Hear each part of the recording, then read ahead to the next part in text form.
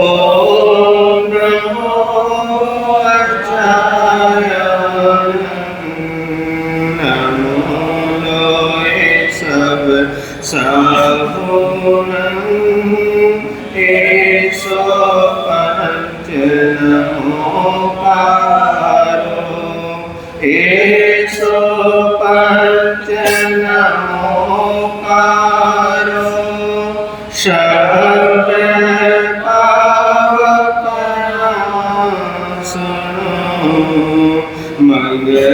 मंगलांच सभे से परमंगल हवे मंगलं मंगलांच सभे से परमंगल हवे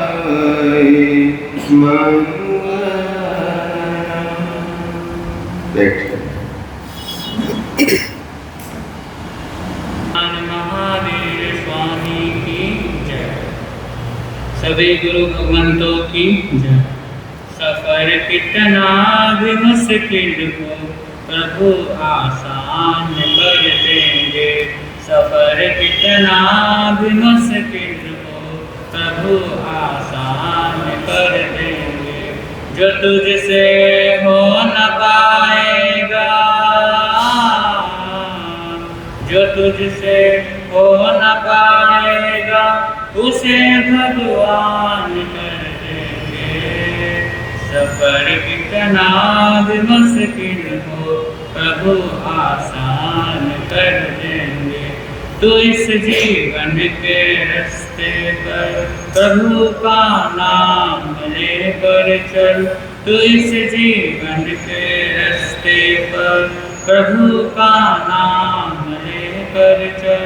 बुराई से जरा बच कर भला कोई काम लेकर चल। तू चल कल्याण को सबके, तू चल कल्याण को सबके तेरा कल्याण कर देंगे। सफर कितना भी मुश्किल हो प्रभु आसान कर देंगे। प्रभु के नाम से हमने सवरते काम देखे हैं। प्रभु के नाम से हमने सवरते काम देखे हैं। जहाँ मुश्किल ही मुश्किल थी वहाँ आराम देखे हैं। तेरी हर मुश्किल का हर वो, तेरी हर मुश्किल का हल वो अरे नादान कर देंगे। सफर कितना भी मुश्किल हो प्रभु आसान कर देंगे। वो अपनी गोद में तुझको भरोसा कर उठा लेगा। वो अपनी गोद में तुझको भरोसा कर उठा लेगा। तू अपना कर्म करता चल कि बाकी वो संभालेगा। तुझे अपनी दया से वो, तुझे अपनी दया से वो तुझे हैरान कर देंगे। सफर कितना भी मुश्किल हो प्रभु आसान कर देंगे।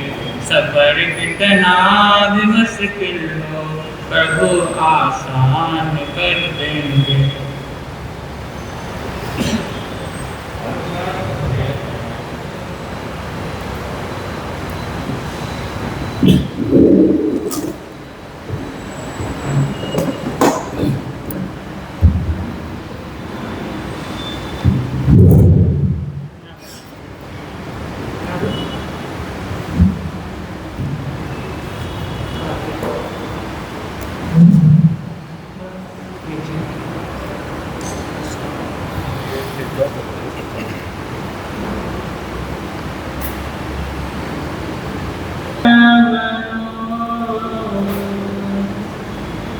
जो स्वरूप समझे बिना पाया दुख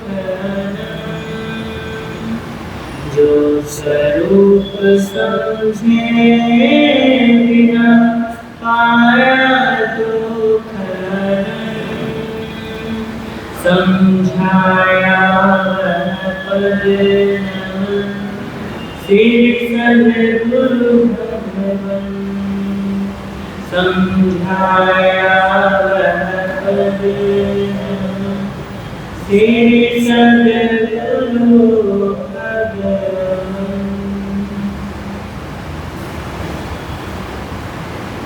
सर्वप्रथम किन्नर कार्यान शाश्वेश श्रवण भगवान महावीर स्वामी जी के पावन से चरणों में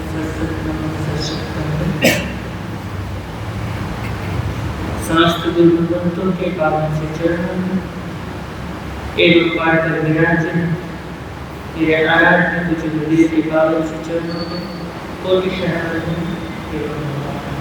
एवं अन्य तथा इस प्रातःकालीन सभा में उपस्थित जिन शासन के उपासकों एवं उपासिकाओं आप सभी का हार्दिक स्वागत।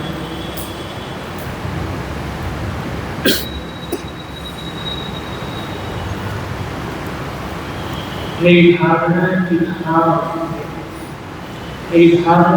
भाव गंगा में हम सभी क्या कर रहे हैं, गोते लगा रहे हैं और इस गंगा में नहाने से तन का मैल नहीं, मन का मैल क्या कर रहे हैं, मन का मैल उतारने का हमारा प्रयास रहेगा। तो हम अपने विषय में प्रवेश करें, हम अपनी यात्रा प्रारंभ करें। उससे तो भजन की कुछ पंक्तियां हैं,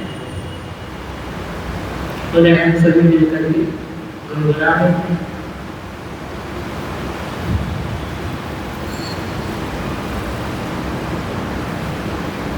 हर पल में हो प्रभु सुमिरन तेरा, ऐसा बना दो प्रभु जीवन मेरा। हर पल में हो प्रभु सुमिरन तेरा, ऐसा बना दो प्रभु जीवन मेरा। हर पल में हो प्रभु सुमिरन तेरा, ऐसा बना दो प्रभु जीवन मेरा। तेरा नाम रटते रटते बीते हर क्षण मेरा, ऐसा बना दो प्रभु जीवन मेरा।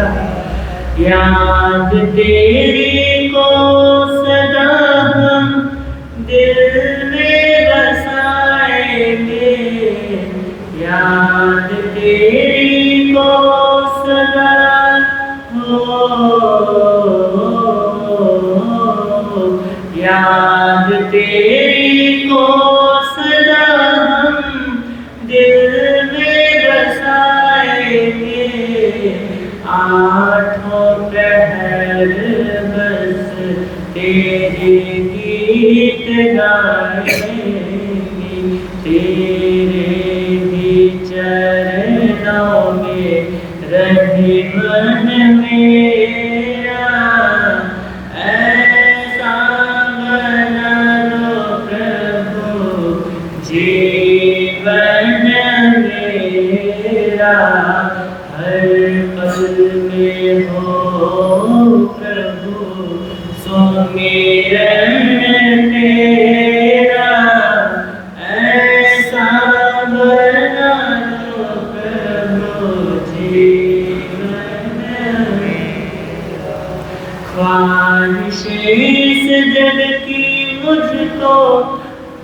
कभी न सताए ख्वाहिशें इस जग की हो,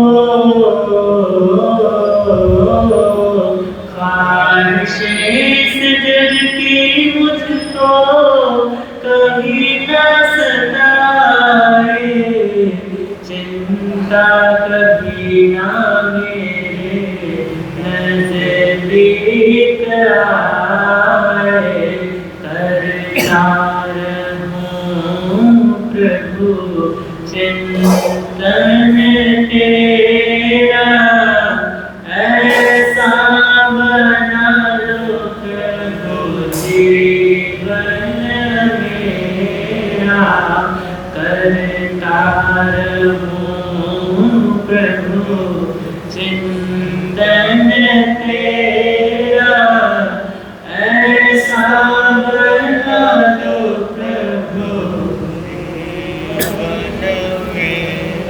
तेरा नाम रटते रटते बीते हर क्षण मेरा, ऐसा बना दो प्रभु जीवन मेरा, हर पल में हो प्रभु सुमिरन तेरा, ऐसा बना दो प्रभु जीवन,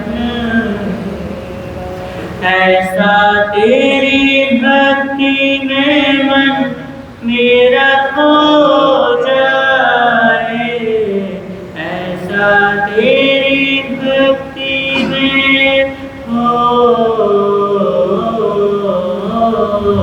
ऐसा तेरी भक्ति में मन मेरा खो जाए, मैं न रहूं बस तू ही तू हो जाए, सफल हो जाए नर तन मेरा, ऐसा बना दो प्रभु जीवन,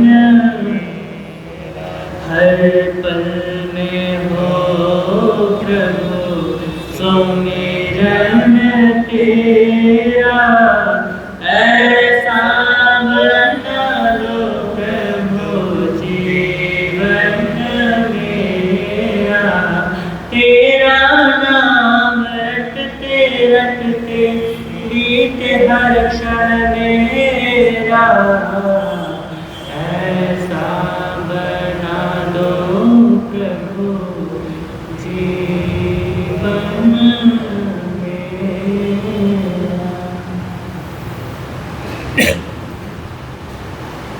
बड़े ही सुंदर भाव है कवि के, और ऐसे ही भाव हमारे लिए होने चाहिए, क्योंकि आज का जो विषय है वो भी इसी पे आधारित है। तो हम विषय में प्रवेश करें, एक बार इस पद को फिर से हम क्या कर लेते हैं, दोहरा लेते हैं, फिर उसके चिंतन में फिर चिंतन में जिसमें राग द्वेष कामादिक जीते सब जग जान लिया, सब जीवों को मोक्ष मार्ग का निस्पृह उपदेश दिया, बुद्ध वीर जिन हरिहर ब्रह्मा क्या उसको स्वाधीन कहो, भक्ति भाव से प्रेरित हो चित उसी में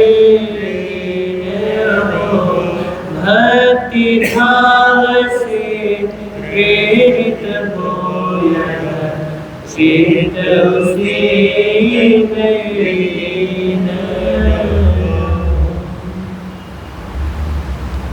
तो हमने इस पद के अंदर जो 2 लाइनें थी प्रथम की, जिसने राग द्वेष का मार्ग सब जग जान लिया, सब जीवों को मोक्ष मार्ग का निष्प्रिय हो उपदेश दिया। तो इन 2 पदों में हमने कल चर्चा समाप्त की थी। आज तीसरी लाइन क्या है, तीसरी लाइन और चौथी लाइन के ऊपर जैसा भी मौका होगा हम क्या बात करेंगे। तो तीसरी लाइन है, बुद्ध वीर जिन हरिहर ब्रह्म या उसको स्वाधीन करो, उस परम अवस्था को प्राप्त, आत्मा में स्थित, वो जो परम शुक्ल ध्यान में स्थित है, ऐसे जो भी जीव है वो परमात्मा है। क्योंकि शुक्ल अवस्था किसको प्राप्त होती है? परमात्मा को भी प्राप्त होती है। परम अवस्था किसको प्राप्त होती है? जो अरिहंत होते हैं, जो भगवान होते हैं, उन्हीं को प्राप्त होती है। और आत्मा में स्थित जो हो चुके हैं, अब वहां से जो स्खलित नहीं होते, वो कौन नहीं होते? वो अरिहंत नहीं होते, वो भगवान नहीं होते। क्योंकि जो आत्मा से स्खलित हो गया, समझो वो राग द्वेष में क्या हो गया, राग द्वेष में या किसी और चक्कर में क्या हो गया, फंस गया। लेकिन कारण ये भी 2 रहेंगे, कौन कौन से? राग और द्वेष। अगर कहीं से कुछ दुख आ रहा है, एकदम से शरीर के प्रति मोह जाग जाता है, तो ये हमारा क्या है? शरीर के प्रति राग है। अगर कोई हमारे विषय में कुछ बुरा कह दे, तो एकदम से हम आत्मा से, जो आत्मा में अभी स्थित थे, हम अभी आनंद में रह रहे थे, एकदम से वो आनंद क्या हो जाता है? टूट जाता है। तो अरिहंत की ऐसी अवस्था नहीं होती कि कोई निंदा करे और एकदम से वो क्या हो जाए, रौद्र रूप धारण कर ले, या उनको कोई गाली दे दे तो रौद्र रूप धारण कर ले। नहीं, परमात्मा तो परम अवस्था में स्थित है। तो उनको चाहे कोई भी नाम दे दो,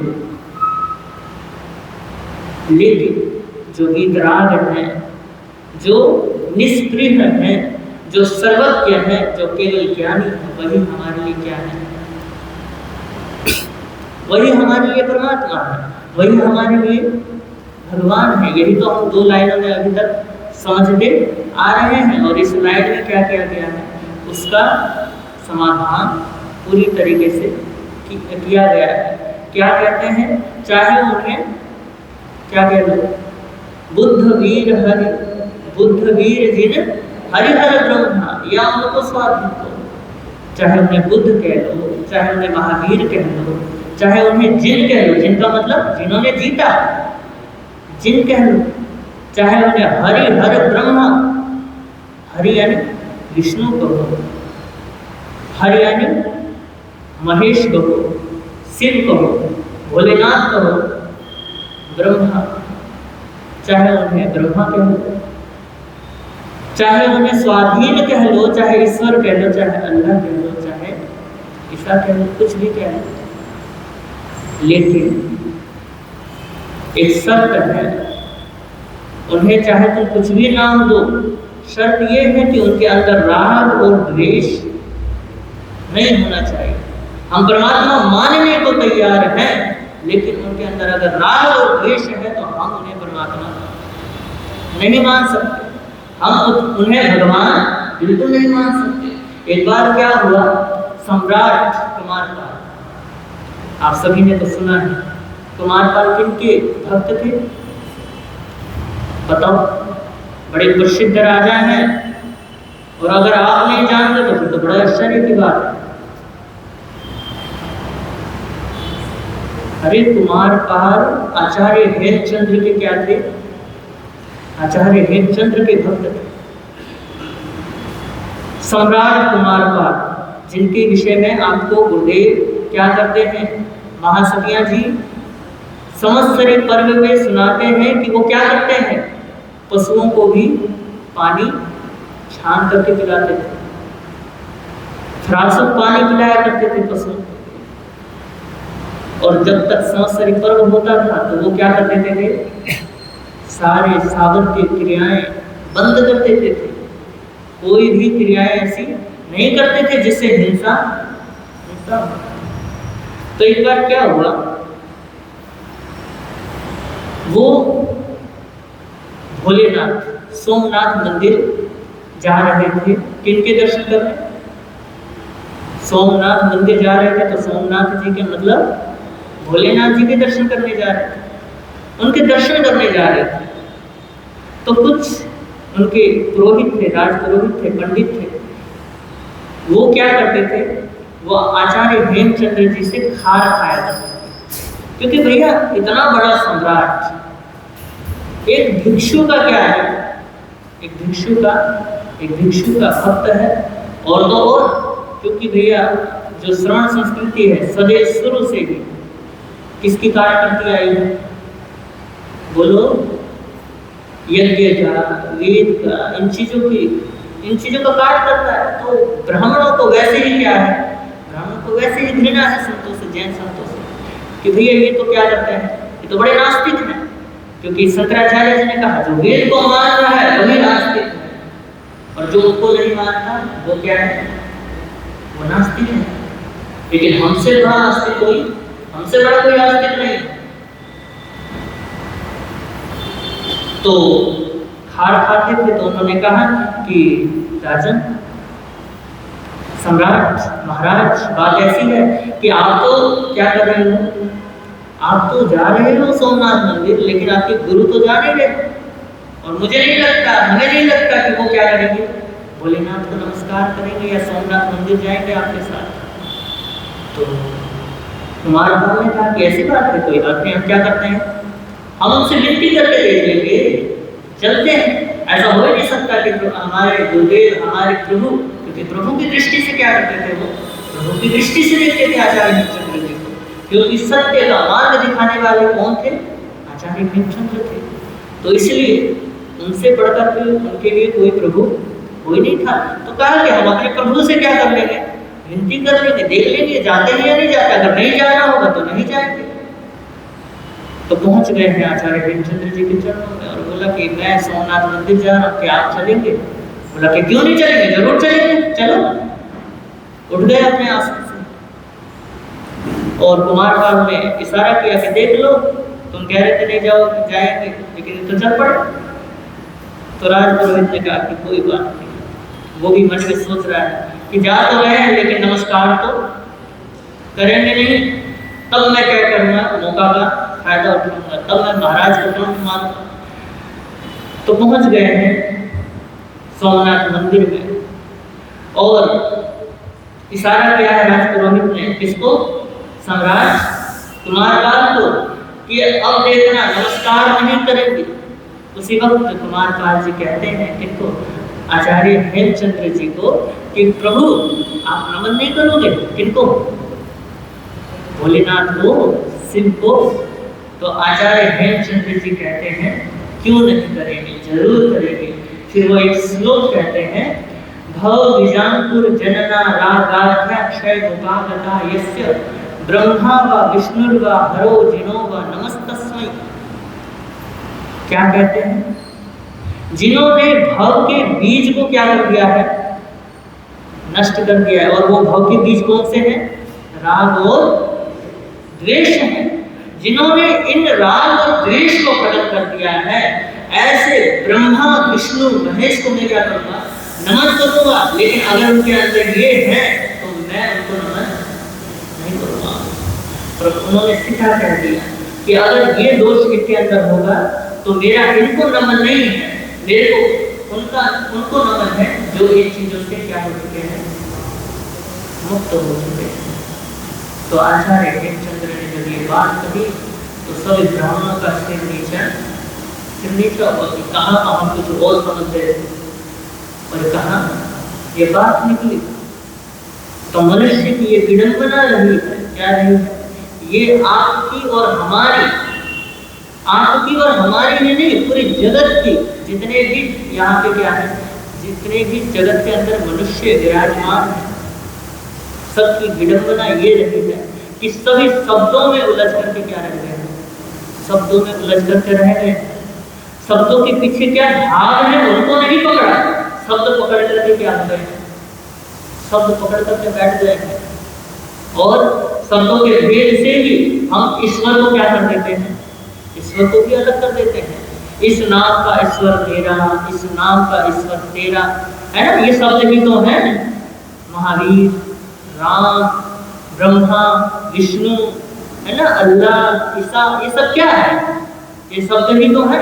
कोई भगवान थोड़ी ना है, ये सब शब्द है। लेकिन भगवान कौन है बताओ? आत्मा का कोई नाम है बताओ? आत्मा का कोई नाम है, कोई जात है, कोई पात है, कोई उसका पद है? पद है, परमात्मा पद है। लेकिन वो वैसा पद नहीं है जिस पद के लिए हम क्या करते हैं, जिस पद के लिए हम लड़ते हैं, झगड़ते हैं। उनका कोई बाह्य पद नहीं है, बाह्य नाम नहीं है, बाह्य आकार नहीं है, निराकार है। तो हम शब्दों में क्या हो गए हैं, शब्दों में अटक गए हैं। और शब्द को ही पकड़ करके हमने उसको, उसके भाव को ना समझ करके शब्दों से ही हमने ईश्वर को तोड़ा और मरोड़ा है। तभी तो कहते हैं कि ये तेरा ईश्वर, ये मेरा ईश्वर। अगर ऐसे भाव हमारे मन में आते हैं, ऐसे भाव अगर हमारे अंदर उत्पन्न होते हैं, कौन से भाव बोलो, कि ये तेरा ईश्वर, ये मेरा ईश्वर, अगर ऐसे भाव उत्पन्न हो रहे हैं तो महापुरुष कहते हैं ये भाव कैसे पैदा हो रहे हैं, ये अज्ञानता के कारण, अज्ञानता के कारण पैदा हो रहे हैं। ज्ञान के कारण ये भाव पैदा नहीं हो रहे। अगर ज्ञान होता तो तुम बाहर तो उलझते ही नहीं, अगर ज्ञान होता तो तुम खुद को सिद्ध करते ही नहीं। सिद्ध अगर खुद को करना है तो किससे करोगे, शब्दों से ही तो करोगे। तो हमें शब्दों में नहीं उलझना है। कबीर जी बड़ा सुंदर कहते हैं, भीतर तो भेदा नहीं, बाहिर कथे जो पाई भीतर रखी परे, भीतर बाहर एक कबीरा, भीतर बाहर। अगर हम परमात्मा की दृष्टि को और कबीर की दृष्टि को मिलाएं तो कई बार तो ऐसा लगता है कि जो महावीर कह रहे हैं वही कबीर कह रहे हैं। बड़ा सुंदर कहा है उन्होंने, परमात्मा के शब्दों को भी थोड़ा ढेर बदल करके क्या किया, प्रस्तुत किया, जो उनको ज्ञान हुआ। क्योंकि वो कोई पढ़े लिखे नहीं थे, उनका खुद का ज्ञान था, तो उन्होंने काव्य में उतारा है। कोई उन्होंने शास्त्र नहीं पढ़े, कोई किताब नहीं पढ़े, तो हम ये भी नहीं कह सकते कि ये कोई महावीर की वाणी उन्होंने महावीर की वाणी उठा करके कही हो। तो उनका ये खुद का ज्ञान है। वो क्या कहते हैं कि भीतर तो भेदा नहीं, बाहर कथे अनेक। मतलब हृदय में बसे परमात्मा को लोग क्या नहीं करते, परमात्मा को लोग देखते नहीं है। लेकिन अगर लोग परमात्मा को भीतर देखने लग जाएं तो बाहर तो सभी परमात्मा एक हो जाएंगे। क्या हो जाएंगे, सारे परमात्मा एक हो जाएंगे। देखिए जहां भी आप जगत में जाते हो, जिधर भी जाते हो, चाहे दिल्ली चले जाओ, हरियाणा चले जाओ, चाहे आप भारत में किसी भी स्टेट में चले जाओ, चाहे आप जापान चले जाओ, चाहे वहां पे चले जाओ, विदेश में भी चले जाओ, तो हर जगह आपको अलग अलग नाम के भगवान दिखेंगे वो मानते ही उनके हिसाब से वो भगवान है। हमारे हिसाब से हमारे अलग प्रभाव है। हम जो मानते हैं, हमारा जो धर्म है, उस भ्रम को ही तो तोड़ना प्रवचन है, उसी भ्रम को तोड़ना ही तो जीववाणी है, उस भ्रम को तोड़ना ही तो भीतरात्माणी है। प्रवचन और कुछ नहीं है। जो आप गलत धारणाओं में जीते हो, गलत धारणा आपके भीतर जो बैठी हुई है उसको तोड़ने का नाम क्या है? उसको तोड़ने का नाम प्रवचन है, उसका तोड़ने का नाम उपदेश है। और एक बात और बोलूं, प्रवचन जो होता है, प्रवचन जो करता है उसको बड़ा सोच समझ करके बोलना पड़ता है। आप बोलोगे महाराज आपको भी सोच समझ के बोलना पड़ता है। हाँ जरूर बोलना पड़ता है, क्योंकि भैया प्रवचन जब करते हैं ना तो आदमी को ऐसा लगता है जैसे मुझे ही कह रहे, क्योंकि इसमें तुम और आप शब्द का ही प्रयोग होता है, कोई अलग से शब्द का प्रयोग होता नहीं है। तो जब तुम कहा जाता है तो ऐसा लगता है कि जैसे महाराज ने डायरेक्ट मुझे कहा। तो प्रवचन को आप अपने लिए क्या करो, अपने लिए समझ करके करना, और ये मत समझना कि डायरेक्ट महाराज ने मुझे ही कहा, औरों को भी कहा है। तो अगर कोई बात हो दिल को लगे तो क्षमा करो, क्योंकि कई बार बात क्या हो जाती है, सत्यता हमेशा कठोर होती है, कई बार सत्यता दिल पे सीधा लगती है। क्योंकि अगर कोई बात आपकी सत्यता है तो एकदम से दर्द होता है अगर वो सत्य को उजागर करते हैं। आपने कोई ऐसा काम किया है और आप चाहते नहीं कि कोई उस सत्य को क्या करे, उजागर करे। अगर किसी ने गलती से भी वो सत्य किसी के सामने प्रकट कर दिया तो एकदम से क्या होता है, क्रोध आता है, एकदम से क्या होता है, दर्द होता है, दिल टूट जाता है कि यार मेरे बारे में बड़ा गलत बोला है। तो सत्यता कठोर होती है, तो सत्यता को आप दवाई समझ के किया करो। क्या करो, दवाई समझ के। महाराज जो कह रहे हैं सत्य कह रहे हैं, अन्यथा हमारे अंदर क्रोध क्यों आता है? हमारे अंदर जो बुराई होती है ना, उसी बुराई के कारण हमें क्रोध आता है, उसी कारण से हमारे को ऐसा लगता है महाराज ने हमें टोंट मारा है।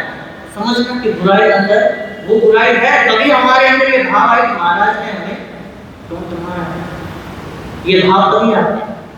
तो चलो छोड़ो ये बात। तो जो भ्रम में जीते हैं उन भ्रम को तोड़ने का नाम क्या है? उस भ्रम को तोड़ने का नाम बोलो, प्रवचन है, उपदेश है, कथा है, सत्संग है। तो आप जहां भी जाते हो अलग अलग तरीके के भगवान दिखाई देते हैं। तो नाम अनेक हैं उनके, अनेक हैं, अनेक थे और अनेक रहेंगे। क्योंकि शुरू से ही देखो हमारे 24 तीर्थंकर सबके नाम एक जैसे हैं, बोलो एक भी नाम एक जैसे नहीं है। और उनसे भी पहले और भी तीर्थंकर हो चुके, क्या सबके नाम एक जैसे थे? नहीं थे। और तो और हमारे परमात्माओं के तो इतने नाम तो है ही हैं अलग अलग, और भी हैं। अन्य लिंग सिद्धा क्या है? अन्य लिंग सिद्धा, अन्य धर्मों से भी सिद्ध हुए। तो अलग अलग परमात्माओं के अलग अलग नाम हैं, अनेक नाम थे, अनेक नाम हैं और अनेक नाम रहेंगे। और उस अनेकता को हम क्या नहीं कर सकते, कम तो कर नहीं सकते, लेकिन हाँ एक काम जरूर कर सकते हैं। आपको पता है वो कौन सा काम कर सकते हैं? वो ये काम कर सकते हैं कि हम अपने अंतर हृदय में, हम अपने मन में क्या कर सके, ज्ञान का दीप प्रज्वलित कर सके, ज्ञान के दीप को जला सके, अंदर छिपे अमृत को उघाड़ सके। उस अमृत को हम अगर पी सके तो ये जो अनेकता है ना, ये बाह्य अनेकता खत्म हो जाएंगी। जब ज्ञान का ज्योत जलता है तो अपने आप पता चलता है कि अरे मैं तो बड़ा क्या हो रहा था, घटता हुआ था, मैं तो बाहर ही क्या कर रहा था, बाहर ही परमात्मा को ढूंढ रहा था। परमात्मा तो असल में एक ही तो है। जो ऊर्जा उनमें बह रही है वही ऊर्जा मुझमें बह रही है। जो संभावना उनमें थी वो संभावना मुझमें भी है। वो तो परमात्मा बन गए, लेकिन अब हमारे अंदर भी वो संभावना है कि हम क्या बने, परमात्मा बने। तो फिर बाहर का भेद क्या हो जाता है, बाहर का भेद टूट जाता है। तो नाम धाम के चक्कर में ना पड़ करके सीधी सी बात है कि जो वीतराग हैं, जो सर्वज्ञ हैं, जो निष्प्रिय हैं, इत्यादि इत्यादि गुण हैं, वही क्या है, वही भगवान है, वही अरिहंत है, वही ईश्वर है। और इस पंक्ति में एक शब्द आया है, या उसको स्वाधीन करो। क्या है? या उसको स्वाधीन करो। ये परमात्मा का गुण निष्पन्न, ये गुण निष्पन्न नाम है। स्वाधीन, जो स्वयं के अधीन है, वो किसी के अधीन नहीं है, जो स्वयं के अधीन है, जिनका स्वयं पर शासन चलता है, किसी और का शासन, किसी और का शासन नहीं चलता है। तो अरिहंत क्या है? अरिहंत स्वाधीन है। भगवान क्या है? परमात्मा क्या है?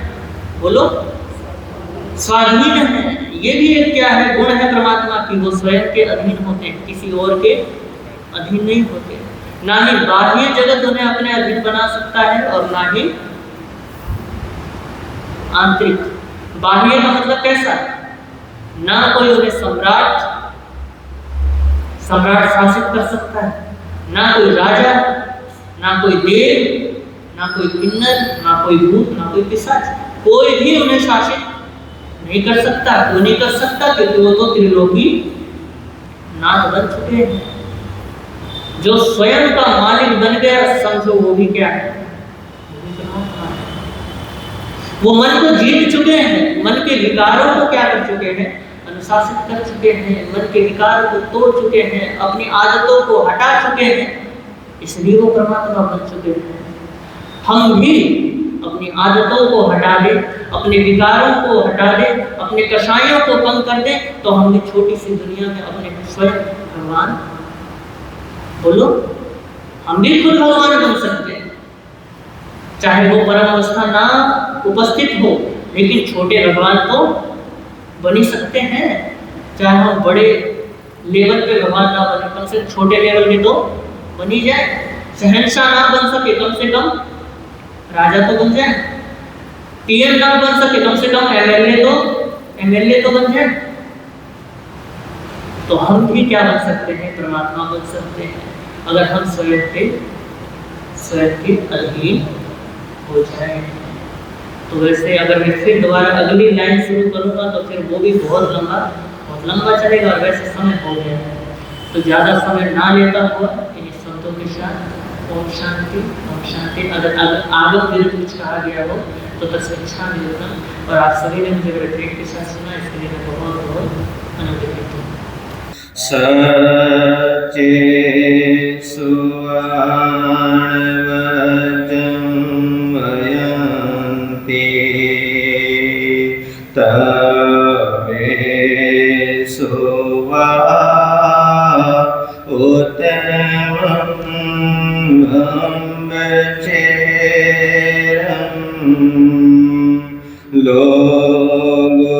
लोगोत्तमे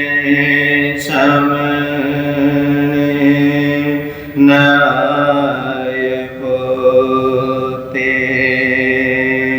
गुरु श्री राम मुनि जी को मेरा हो प्रणाम, जिनका जग में ऊंचा नाम, जिनका जग में ऊंचा नाम। गुरु श्री प्रेम सुख जी को मेरा हो प्रणाम, जिनका जग में ऊंचा नाम, जिनका जग में ऊंचा नाम। दीन के बंधु करुणा सिंधु जप लो सुबह और शाम, जिनका जग में ऊंचा नाम, जिनका जग में ऊंचा।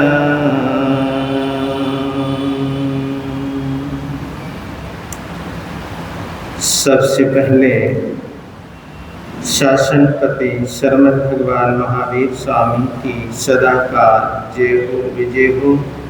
ध्यान योगी आचार्य सम्राट पूज्य श्री शिव मुनि जी महाराज साहब जिन शासन गौरव परम पूज्य गुरुदेव श्री राम मुनि जी महाराज साहब सन गौरव परम सेवाभावी पूज्य गुरुदेव श्री प्रेम सुख जी महाराज साहब महाशरमण पूज्य गुरुदेव श्री सतीश मुनि जी महाराज साहब संत रतन उपाध्याय परवर परम पूज्य गुरुदेव श्री रविंद्र मुनि जी महाराज साहब सर्वधर्म दिवाकर पूज्य गुरुदेव श्री रमणीक मुनि जी महाराज साहब इन सभी गुरु भगवंतों की सदाकाल जय हो विजय हो। सशत बंदन सशत बंदन सशत बंदन।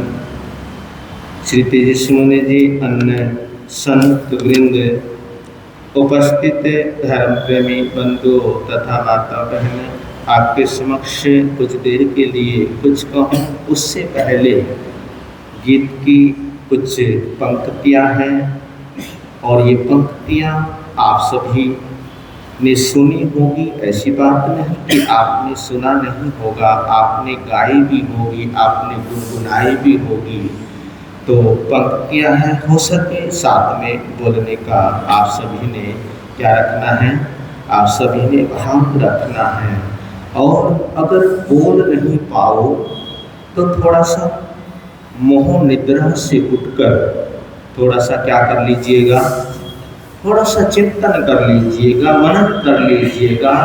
क्योंकि कई बार क्या होता है, हम सुनते तो हैं, क्या करते हैं, हम सुनते तो हैं और गाते भी हैं, गुनगुनाते भी हैं, लेकिन कभी कभी क्या होता है, शब्दों को हम सुनते हैं लेकिन उन शब्दों के ऊपर गौर नहीं कर पाते, उन शब्दों के ऊपर चिंतन नहीं कर पाते, मनन नहीं कर पाते। और देखिए, चिंतन करने के लिए, मनन करने के लिए हमारे पास क्या है जी, मनन में ही छुपा हुआ है।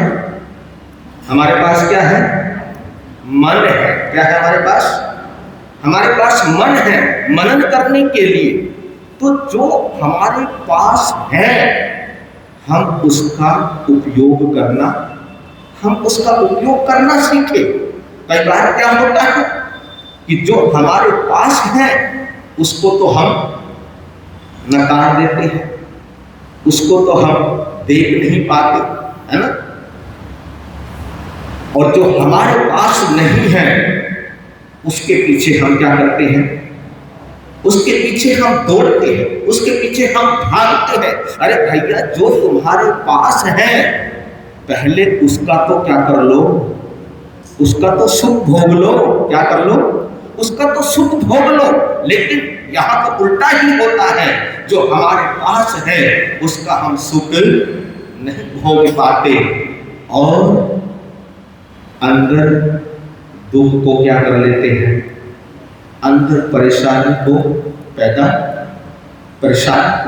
कर लेते हैं। देखिए, अगर आज हमारे पास 99 रुपए है, कितने रुपए हमारे पास 99 रुपए हैं, तो उन 99 रुपयों का हम सुख नहीं भोगेंगे।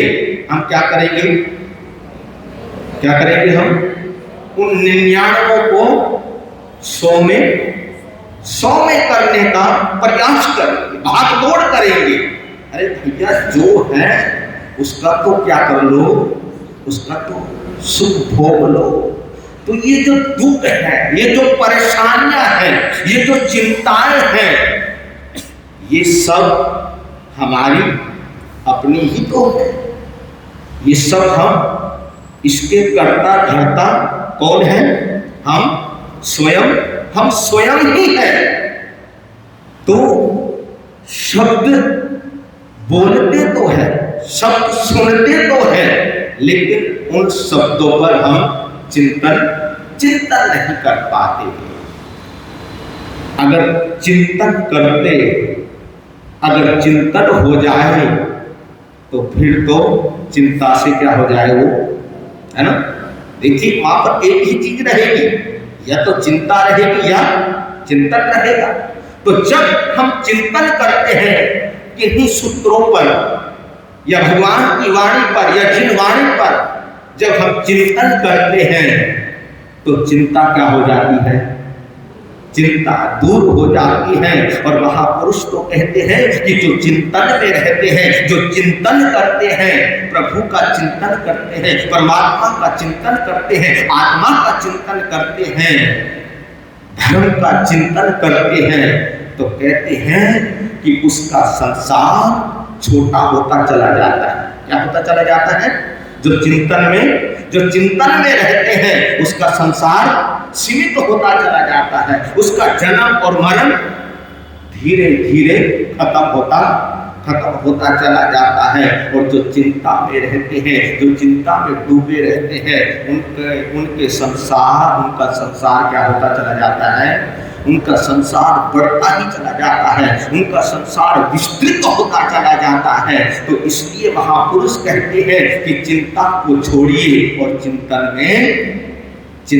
में आइए। तो शब्दों पर थोड़ा सा गौर कीजिए, चिंतन कीजिए। और जब हम गुनगुनाते हैं, क्या करते हैं? किससे गुनगुनाते हैं? किससे बोलते हैं हम? है ना? मुंह से बोलते हैं। किससे बोलते हैं? मुंह से बोलते हैं। ये जो गला है ना, ये जो गला है, गले को कंठ भी कहते हैं। क्या कहते हैं? है ना? कंठ है ना? कहते हैं ना, ये मधुर कंठी है ना, है? कंठी कहो या कंठ कहो या गला कहो, बात एक ही है। तो हम किससे गुनगुनाते हैं? हम इस कंठ से गुनगुनाते हैं। क्या करते हैं?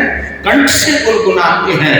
लेकिन वो गुनगुनाना, वो बोलना है ना, हम बोलते हैं ना, जियो और जीने दो, ये कहां से बोलते हैं हम?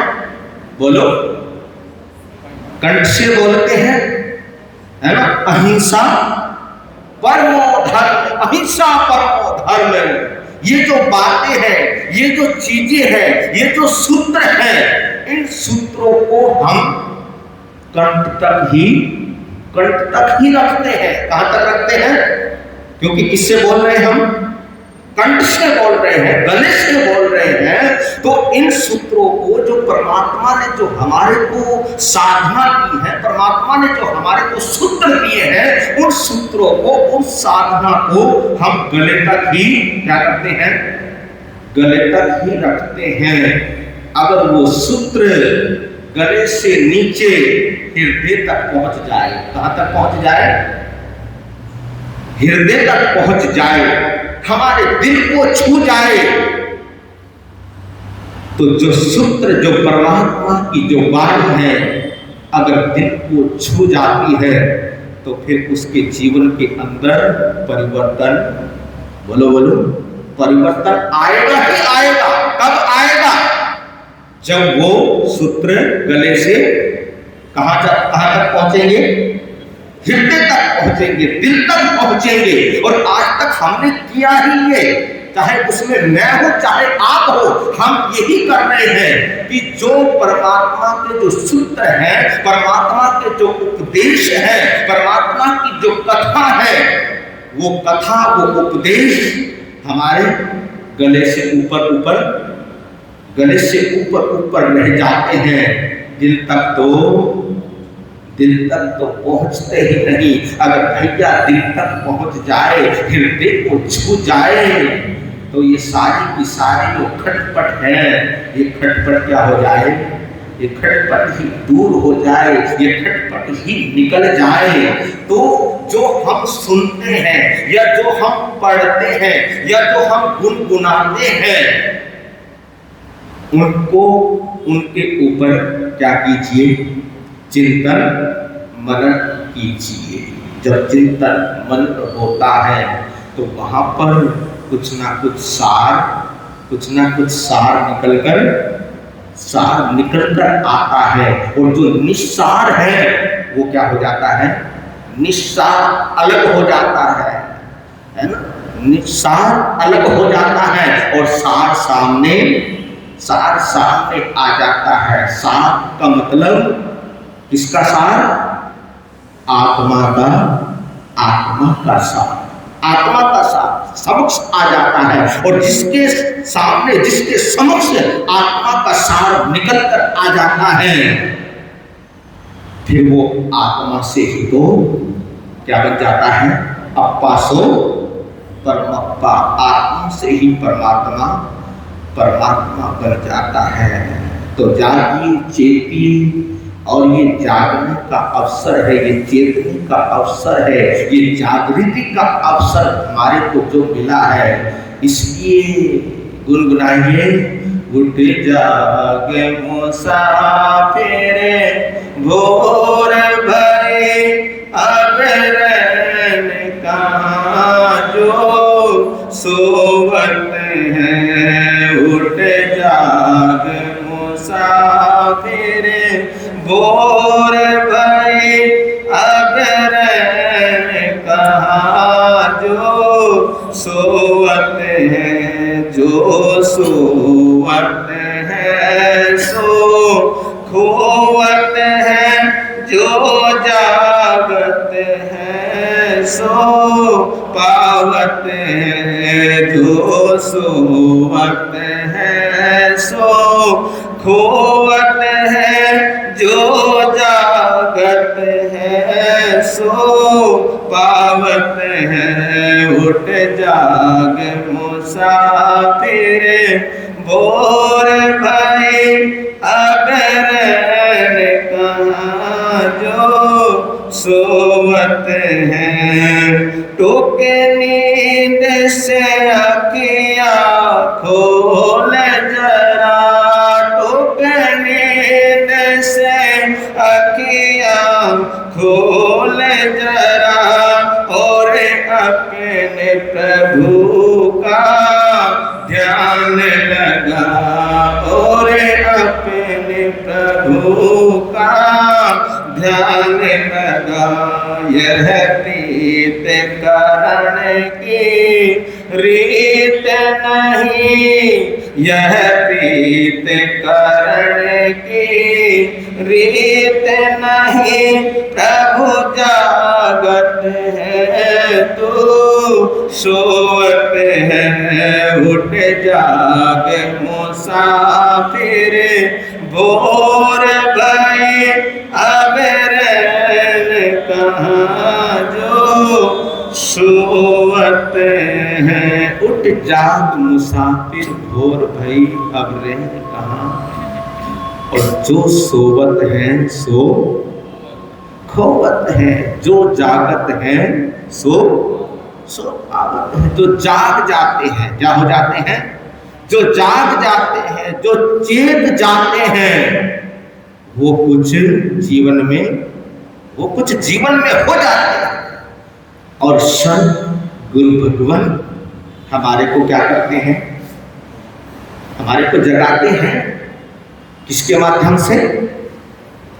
सत्संग के माध्यम से, प्रवचन के माध्यम से, जिनवाणी के माध्यम से। परमात्मा ने भी ऐसे जीवों को क्या किया? ऐसे जीवों को उपदेश दिया। तिर्यंच प्राणियों तक परमात्मा ने क्या दिया? उपदेश दिया। हमको क्या है? हमको मनुष्य है। चंडकोशी को यही तो कहा, संपूज्य किम न बुझ्य। ये चंडकोशी, तुम समझते क्यों नहीं हो? तुम समझो, तुम जागो, तुम चेतो। इतना परमात्मा ने कहा, और वो चंडकोशी क्या हो गया? बोलो। चंडकोशी समझ गया, चंडकोशी जाग गया, और ऐसा जागा कि कायाकल्प ही हो गया। और हमारी तो तमाम जिंदगी बीत गई प्रभु की वाणी सुनते सुनते, जिनवाणी सुनते सुनते, परमात्मा की वाणी सुनते सुनते, गुरु भगवंतों के मुखार दिन से। लेकिन अभी अंदर हमारे जागृति आई है, कुछ थोड़ी बहुत तो कि महाराज जब तक हम स्थानक में होते हैं, कहाँ पर होते हैं? जब तक प्रवचन चला होता है, जब तक हम स्थानक में होते हैं, जब तक हम स्थानक में बैठे होते हैं, जब तक हम धर्म स्थान में होते हैं और जब हम सुनते हैं, तो उस समय तो हमारे अंदर क्या आ जाती है? उस समय तो हमारे अंदर विरक्ति भाव आ जाता है। क्या आ जाता है? विरक्ति भाव आ जाता है। संसार असार लगने लग जाता है। मन के अंदर भाव आते हैं, मन के अंदर विचार आते हैं कि ये संसार, इस संसार के अंदर कुछ नहीं है, इस संसार के अंदर कुछ नहीं रखा, इन दुनिया की चीजों में कुछ नहीं रखा। और ये जो शरीर है जिसको हम अपना कहते हैं, जिसको हम अपना कहते हैं, अरे ये शरीर भी एक ना एक दिन हमारे को क्या कर देगा? एक ना एक दिन हमारे को छोड़ देगा, एक ना एक दिन हमारे को धोखा दे देगा। कोई किसी का नहीं। जब ये बातें आती है, जब ये बातें सुनते हैं, तो उस समय तो अंदर उस समय तो अंदर कुछ होता है, उस समय तो अंदर कुछ बदलाव होता है, उस समय तो कुछ अंदर परिवर्तन होता है। लेकिन जैसे ही धर्म स्थान को क्या करते हैं? धर्म स्थान को छोड़ते हैं, पौड़ियां उतरते हैं, महाराज तुम्हारी बातें तुम्हारे पास, तुम्हारी बातें तुम्हारे पास, हमें ज्यादा उलझना नहीं। देखिए, इसको हम क्या कहते हैं? इसको हम धर्म स्थान कहते हैं। क्या कहते हैं इसको? जहां पर आप बैठे हो, इसको क्या कहते हैं? धर्म स्थान कहते हैं। ये धर्म स्थान है। धर्म स्थान मतलब जहां पर बैठकर हम क्या करते हैं? जहां पर बैठकर हम धर्म ध्यान करते हैं, उसको हम धर्म स्थान कहते हैं। और इस धर्म स्थान को एक चीज और कहते हैं, इस धर्म स्थान को पाठशाला भी कहते हैं। क्या कहते हैं इसको? पाठशाला, है ना? पाठशाला का मतलब जहां पर हम बैठकर क्या करते हैं? पाठ सीखते हैं, कुछ सीखते हैं, कुछ ग्रहण करते हैं, कुछ पढ़ते हैं। कोई पाठ पढ़ते हैं, कोई पाठ सीखते हैं, तो इसलिए इसको हम क्या कहते हैं? पाठशाला कहते हैं। इसको हम धर्म स्थान कहते हैं। धर्म स्थान क्यों कहते हैं? जहां पर धर्म की प्रभावना, जहां पर धर्म की प्रभावना हो, जहां पर धर्म ध्यान हो, उसको धर्म स्थान कहते हैं। और पाठशाला जहां पर हम कुछ पाठ ग्रहण करते हैं, उसको पाठशाला कहते हैं। चलो, इसको तो पाठशाला कहते हैं, लेकिन जो बाहर है ना, बाहर की ओर चलते हैं, है ना, थोड़ा सा बाहर भी कर लेते हैं, अवलोकन कर लेते हैं बाहर का। परमात्मा ने तो कहा कि अवलोकन कहाँ का करना है? अंदर का करना है। बाहर का अवलोकन छोड़ देना चाहिए। अंदर का अवलोकन कीजिए, अंदर आत्मा का अवलोकन कीजिए, अंदर झांकिए, अंदर आइए।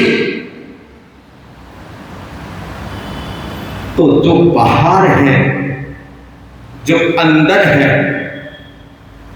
इस यहाँ को हम पाठशाला कहते हैं और बाहर को प्रयोगशाला कहते हैं।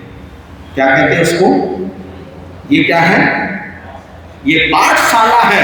और इससे जो बाहर है वो क्या है? वो प्रयोगशाला है। उसको प्रयोगशाला कहते हैं। क्यों कहते हैं उसको प्रयोगशाला? इसलिए कहते हैं उसको प्रयोगशाला कि जो आपने इस पाठशाला में बैठकर जो आपने सुना है, जो आपने सुना है, इस पाठशाला के अंदर बैठकर जो आपने पढ़ा है, सीखा है,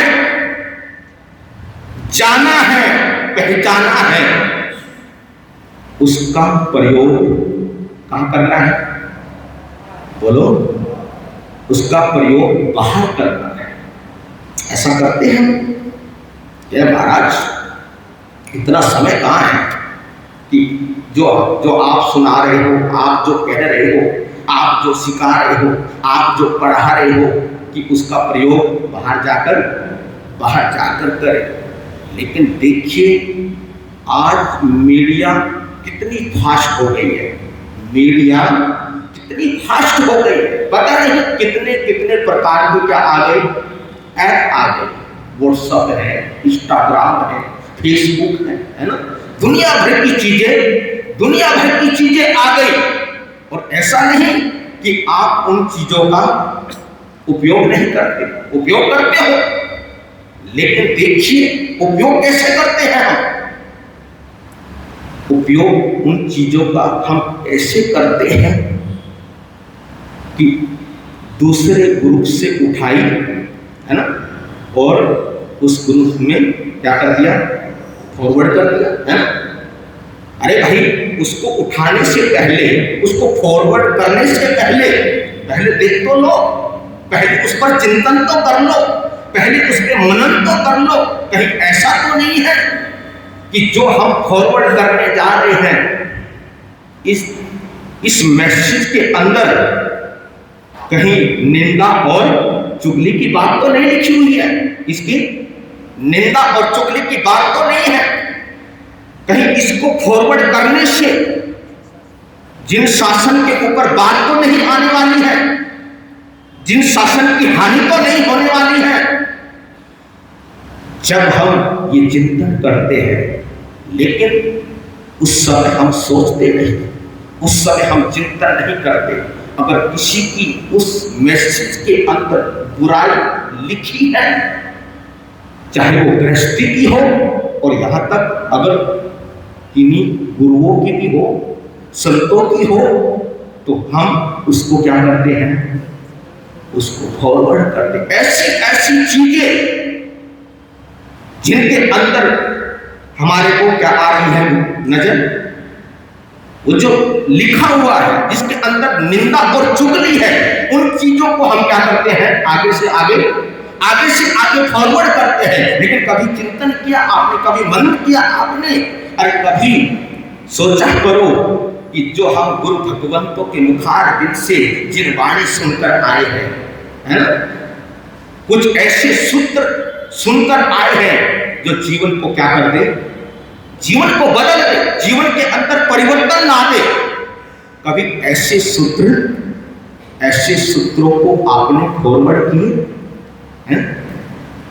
बोलो, जो हम यहां सुनकर गए, जो हमने सुना है, जो हमने पढ़ा है, कभी आपने वो लिखकर कभी वो आगे फॉरवर्ड किया? नहीं किया। जो आपने व्हाट्सएप में देखा, वहां से उठाया और उसको क्या कर दिया, उसको फॉरवर्ड कर दिया। तो प्रयोग किया करो, क्या किया करो, प्रयोगशाला में जाकर, धर्म स्थान से जाकर, पाठशाला से जाकर प्रयोगशाला में उसका क्या किया करो, प्रयोग किया करो। और प्रयोग भी किसका करना है, अच्छी बातों का करना है। किसका करना है, अच्छी बातों का करना है। हमारे को गुण ग्राही बनना है। क्या बनना है, भगवान का जो उपदेश है, भगवान की जो वाणी है, भगवान का उपदेश है कि श्रावक को क्या होना चाहिए, श्रावक को गुणग्राही होना चाहिए। जब हम गुणग्राही होते हैं तो जीवन के अंदर परिवर्तन जरूर आता है। क्या आता है, जीवन के अंदर परिवर्तन जरूर आता है। तो चिंतन किया क्यों कि जो हमने यहाँ पर सीखा, हमने जो यहाँ पर पढ़ा, इस पाठशाला के अंदर उसका प्रयोगशाला में जाकर क्या करना है, हमारे को प्रयोग करना है। अरे जब हम इस तरह का प्रयोग करते हैं किसी के सामने, हो सकता है उन बातों को सुनकर उसके जीवन के अंदर भी क्या आ जाए, उसके जीवन के अंदर भी बदलाव आ जाए, उसके जीवन के अंदर भी चेंज आ जाए। और जब किसी के जीवन के अंदर हम लोगों के द्वारा चेंज आता है, बदलाव आता है, तो ये भी एक धर्म दलाली है। क्या है ये भी एक धर्म दलाली है। आपने किसी को बदला है अपनी खुशबू से, आपने किसी को बदला है अपनी खुशबू से, और वो खुशबू अगर किसी दूसरे के अंदर ट्रांसफर होती है आपकी खुशबू, तो इससे बड़ा धर्म, इससे बड़ा कोई धर्म नहीं है। तो कहते हैं कि जीवन में सद्गुणों का प्रवेश जब जीवन के अंदर, हमारे अंदर, जीवन के अंदर जब सद्गुणों का प्रवेश होता है, किस चीज का प्रवेश होता है?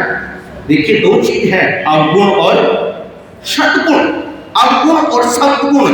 तो कहते हैं कि जीवन के अंदर जब अवगुण आते हैं तो जीवन बिगड़ जाता है। जीवन क्या होता है? जीवन बिगड़ जाता है। कब?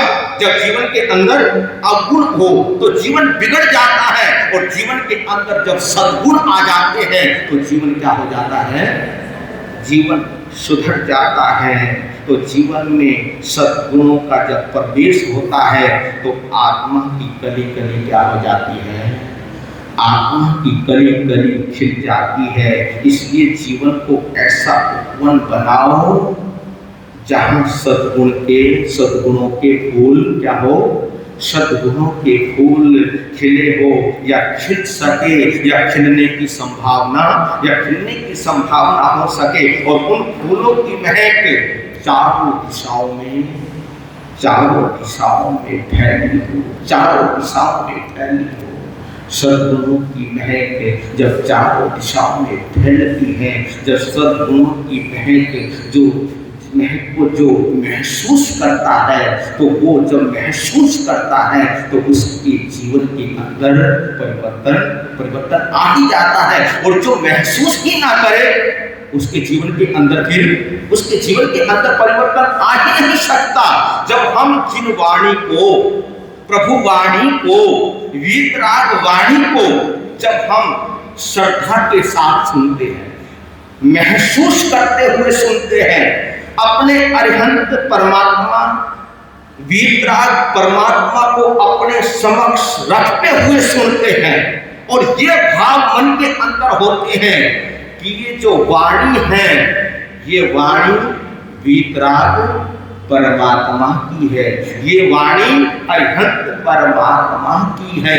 जब हमारे अंदर ऐसे भाव होते हैं कि ये वाणी भगवान की है, और भगवान की वाणी कभी असत्य नहीं हो सकती, तो कहते हैं कि इतना सोचने मात्र से ही कर्मों की क्या हो जाती है?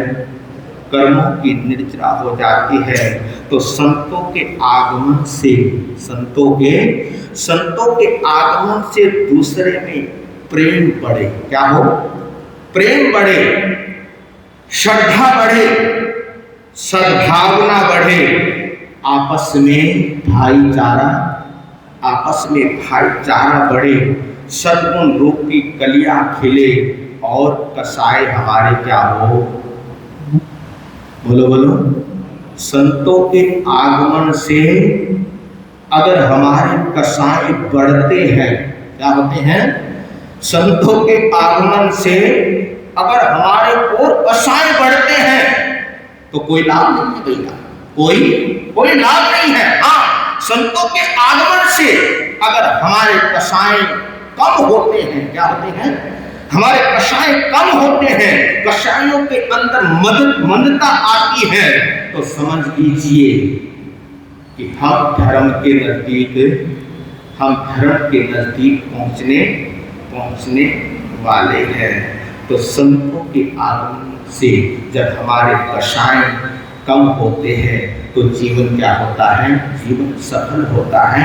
कषाय कैसे कम होते हैं इसकी चर्चा हम फिर करेंगे, क्योंकि आपका शब्द हो गया है।